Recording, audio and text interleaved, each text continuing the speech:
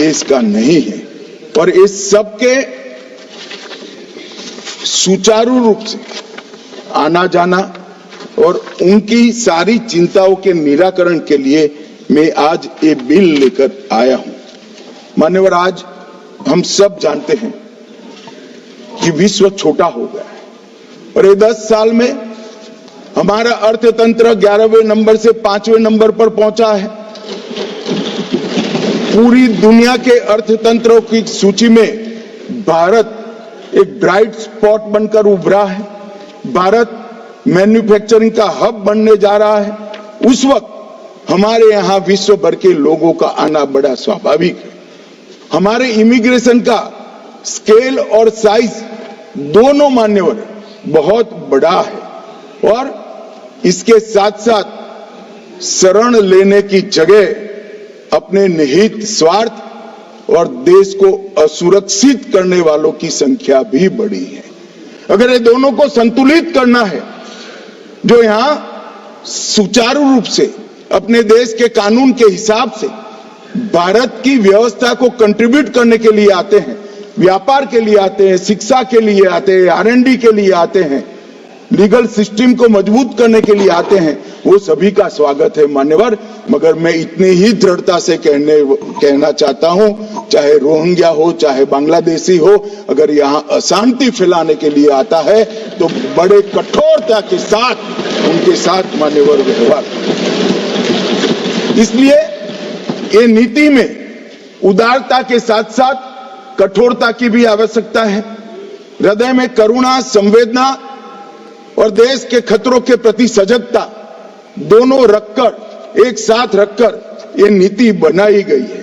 और ये दृढ़ प्रवासन नीति जो है हमारी मान्यवर, आज ये लेकर मैं आपके सामने उपस्थित हुआ हूं। मान्यवर,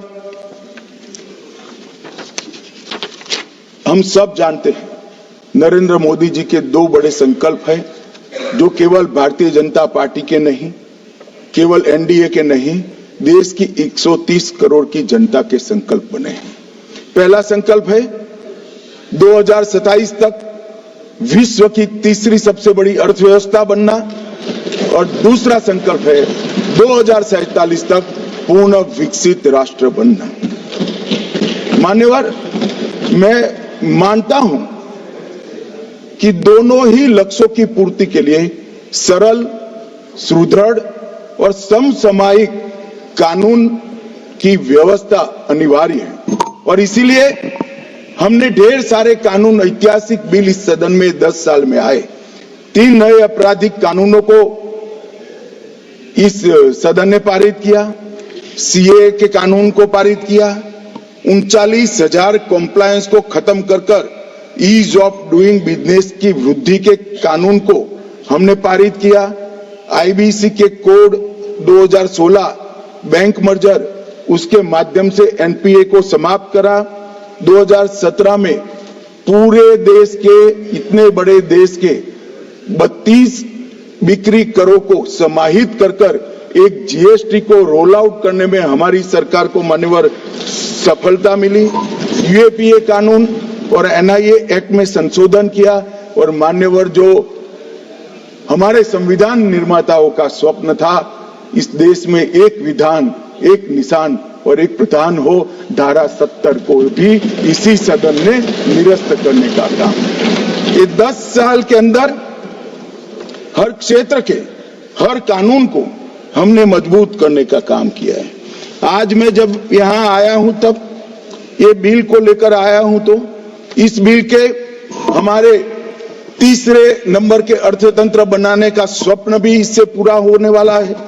नई शिक्षा नीति में हमारी यूनिवर्सिटियों को ग्लोबल यूनिवर्सिटी बनाने का स्वप्न भी इससे पूरा होने वाला है।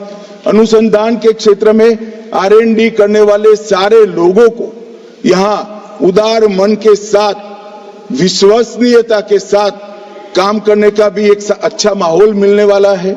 इस देश को विश्व भर में खेलों का एक उत्कृष्ट केंद्र बनाने का स्वप्न भी पूरा होने वाला है।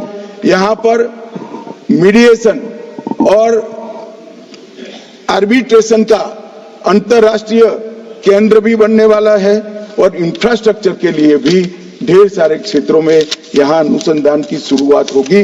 इसके लिए ये बिल बहुत अच्छा एक प्रकार से माहौल पूरा करेगा।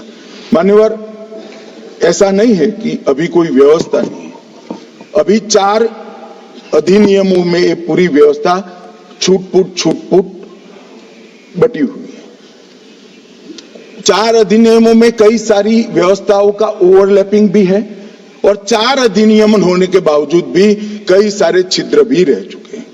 ये एक ही विधेयक ये 4 अधिनियमों को निरस्त कर एक कानून आएगा जो सारे छिद्रों को भरने का काम भी करेगा और जो रिपीटेशन है उसको भी समाप्त कर देगा। और हमारा जो लक्ष्य है 2047 तक विकसित भारत बनाने का लक्ष्य, दुनिया में हर क्षेत्र में सर्वप्रथम बनने का लक्ष्य, वो लक्ष्य की पूर्ति में ये आगे जाएगा। मान्यवर, 2047 के हमारे लक्ष्य के अंदर एक सशक्त अप्रवासन नीति का बहुत बड़ा महत्व है और ये जो विधेयक है अप्रवासन एवं विदेशियों विषयक विधेयक 2025, ये हमारी प्रणाली को सिंप्लीफाई करेगा, स्ट्रीमलाइन भी करेगा, सिस्टमेटिक बनाएगा और सुरक्षित मतलब सिक्योर भी करेगा।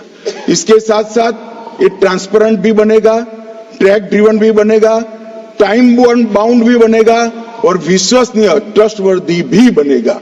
ये सारे तत्वों का 3 साल के गहन विचार के बाद गृह मंत्रालय में विधेयक को डिजाइन किया गया है। मान्यवर, इसको फौरी तौर से राजनीतिक कारणों से विरोध नहीं करना चाहिए। मान्यवर, इसमें भारत में आने वाले यात्रियों का डेटाबेस तो ऑटोमेटिक बन ही जाएगा।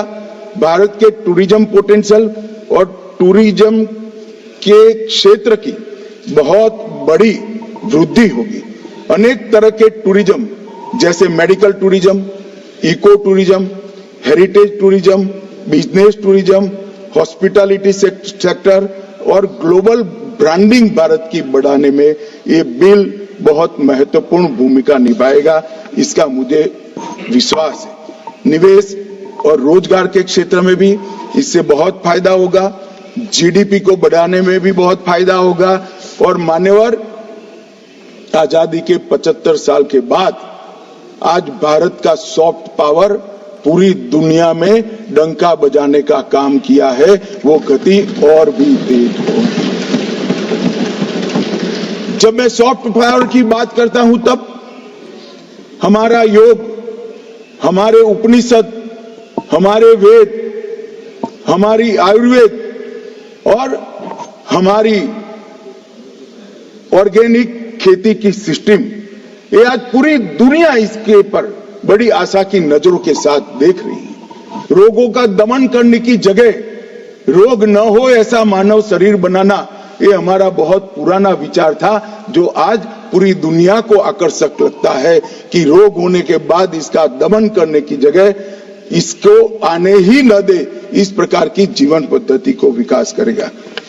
सुरक्षा के दृष्टिकोण से विदेश से ड्रग कार्टेल, घुसपैठियों की कार्टेल और हथियारों का और एक प्रकार से देश के अर्थतंत्र को खोखला करने वाला हवाला व्यापार करने वाले, ये सभी को इसके अंदर हम समाप्त करने की भी व्यवस्था एक प्रकार से करेंगे। और मान्यवर, ये जब मैं विधेयक लेकर आया हूं तब मैं इस महान सदन को बताना चाहता हूं कि 4 विधेयक को जिसको ये रिप्लेस करेगा, उसके पासपोर्ट एक्ट में यात्रा दस्तावेजों की पासपोर्ट और वीजा की जो आवश्यकता है इसको पुख्ता करेगा।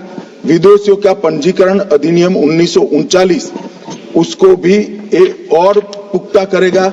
विदेशी अधिनियम 1946 इसको अवैध रूप से रह रहे विदेशियों को प्रतिबंधित करने का केंद्र में रखकर कानून को अंदर बदलाव किया गया है और कुछ विशेष रोजगार के क्षेत्र में या विशेष गतिविधियों से में भारत को भागीदार बनाने की दृष्टि से जो आते हैं उनके लिए व्यवस्था भी की है। कानूनी प्रावधानों के साथ साथ उल्लंघन पर दंडात्मक कार्यवाही भी हमने इसके अंदर समाहित करी है। और अप्रवास अधिनियम 2002, इसमें विदेशियों को लाने में वाहकों की जिम्मेदारी बिल को भी हमें इसमें थोड़ा परिवर्तित कर पुनः स्थापन किया है। मान्यवर, ये तीनों बिल 1920, 1939 और 1946 ये देश आजाद होने के पहले ब्रिटेन की पार्लियामेंट में बने थे।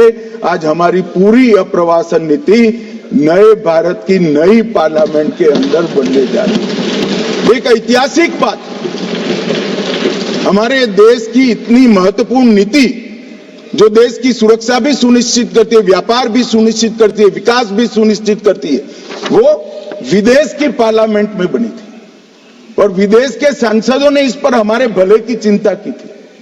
आज कम से कम 30 सांसदों ने इस पर अपना कमेंट दिया, इसमें एक भी विदेशी नहीं है और पार्लियामेंट भी हमारी है। मान्यवर, ये हमारे लिए गौरव की बात है।